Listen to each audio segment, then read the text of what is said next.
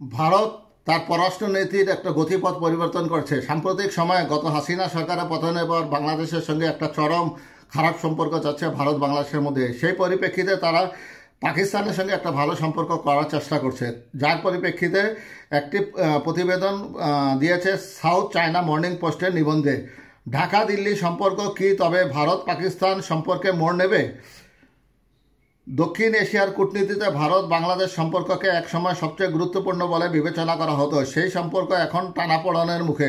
বিশ্লেষকরা বলছেন, রাজনৈতিক হস্তক্ষেপ আর অভ্যন্তরীণ সমস্যা সমাধান না হলে এই সম্পর্ক ভেঙে পড়ার আশঙ্কা রয়েছে।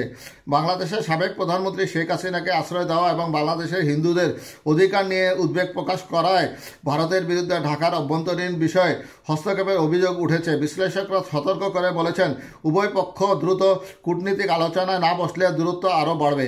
চলতি মাসের শুরুর দিকে বাংলাদেশে এক হিন্দু পুরোহিত রাষ্ট্রদ্রোহ মামলায় জামিন না পাওয়ার পর ভারতের পররাষ্ট্র মন্ত্রণালয় ন্যায় বিচার নিশ্চিত করার দাবি তোলে। এই ঘটনা সম্পর্কে টানাপোড়েন আরও বাড়িয়ে তোলে। গত 5ই আগস্ট ছাত্র জনতার আন্দোলনের মুখে ক্ষমতা ছাড়তে বাধ্য হন শেখ হাসিনা এবং ভারতে আশ্রয় নেন। তার নেতৃত্বে আওয়ামী লীগ সরকারের প্রতি ভারতের দীর্ঘদিনের সমর্থন রয়েছে বলে অভিযোগ আছে। ভারত তাকে আশ্রয় দেওয়ায় এই অভিযোগ আরও প্রমাণিত হয়েছে।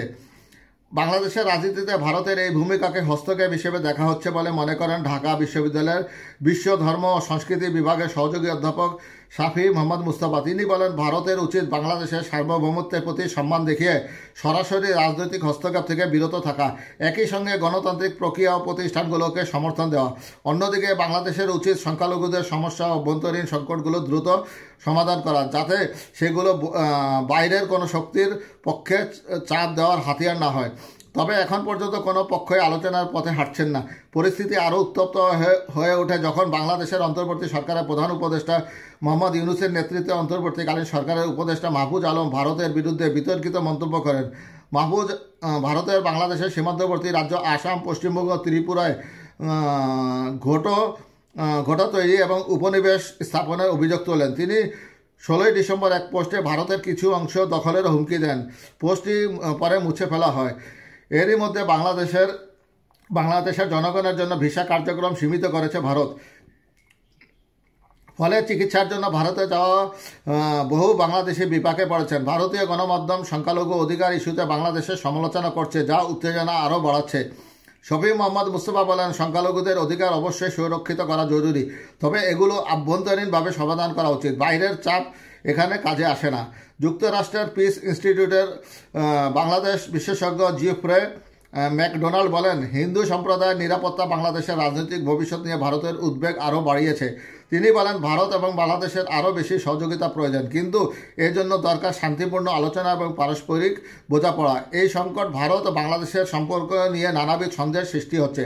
বিশেষ করে ভারত পাকিস্তানের মতো বাংলাদেশ ভারত সম্পর্ক একই ধরনের টানাপোড়েন তৈরি হতে পারে কিনা। দিল্লি ভিত্তিক সাংবাদিক ভারত ভূষণ ডেকান হেরাল্ড পত্রিকা লিখেছেন, ভারত যদি এমনভাবে চলতে থাকে তাহলে বাংলাদেশ পুরোপুরি তার থেকে দূরে সরে যেতে পারে। ভারতের কর্মকর্তা নেতাদের উস্কানিমূলক মন্তব্য এবং বাংলাদেশের মানুষের প্রতি ভালোবাসা সহানুভূতির অভাবের কথা উল্লেখ করে তিনি বলেন, আজ বাংলাদেশে ভারতের প্রায় কোনো বন্ধুই নেই। দীর্ঘদিন ধরে ভারত পাকিস্তান সম্পর্ক বিভাজন ও কাশ্মীরের সীমান্ত সমস্যা নিয়ে উত্তেজনার সৃষ্টি করছে। বাংলাদেশের সঙ্গে ভারতের সম্পর্ক একই পথে যেতে পারে এমন আশঙ্কা কেউ করলেও দিল্লির ইন্ডিয়া ফাউন্ডেশনের গবেষক পবন চৌরাশিয়া বলেন, এটা সম্ভব নয়, কারণ বাংলাদেশের বেশিরভাগ মানুষ ভারতের সঙ্গে বন্ধুত্বপূর্ণ সম্পর্ক চায়। তিনি আরও বলেন, ইউনূস সরকারের উচিত সংখ্যালঘুদের প্রতি দায়িত্ব পালন করা এবং ভারতের উদ্বেগের বিষয়গুলো নিয়ে আলোচনা করা। ভারত ও বাংলাদেশের সরকার ও তার কর্মকর্তাদের সঙ্গে যোগাযোগ চালিয়ে যাবে এবং সম্ভবত এটি গোপনে চলছে। গত মাসে ভারতের পররাষ্ট্র সচিব বিক্রম মিশ্রি ঢাকা সফর করেন। সেই সময় তিনি বলেন, প্রধান উপদেষ্টা ডক্টর ইউনূস ও পররাষ্ট্র উপদেষ্টা তৌহিদ হোসেনের সঙ্গে আলোচনা করেন। তার ঢাকা সফর দুই দেশের সম্পর্কের উন্নতির জন্য আশার আলো দেখায়। তবে সংখ্যালঘু অধিকার, সীমান্ত নিরাপত্তা এবং বাংলাদেশের রাজনৈতিক অস্থিরতা নিয়ে উদ্বেগের কারণে আস্থা পুনরুদ্ধারের পথ এখনও স্পষ্ট হয়নি। চৌরাশিয়া বলেন, বাংলাদেশ কোন পথে যাবে তা নির্ধারিত হবে আগামী 6-7 মাসে। সরকারের গঠন, সংবিধান পরিবর্তন এবং নির্বাচন ব্যবস্থা সংস্কারের মতো বিষয়গুলো এখন অস্থির এখনও অস্থির। ভারতের জন্য এটি অপেক্ষা ও পর্যবেক্ষণের সময়। বাংলাদেশে হিন্দুদের বিরুদ্ধে সহিংসতার উদ্বেগ বাড়ছে এবং ভারতের রাজনীতির শীর্ষমহল এই পরিস্থিতি নজরদারি করছে। এমনকি যুক্তরাষ্ট্রের নবনির্বাচিত প্রেসিডেন্ট ডোনাল্ড ট্রাম্পও তার প্রচারণায় বাংলাদেশের হিন্দুদের পরিস্থিতি নিয়ে উদ্বেগ প্রকাশ করেছেন।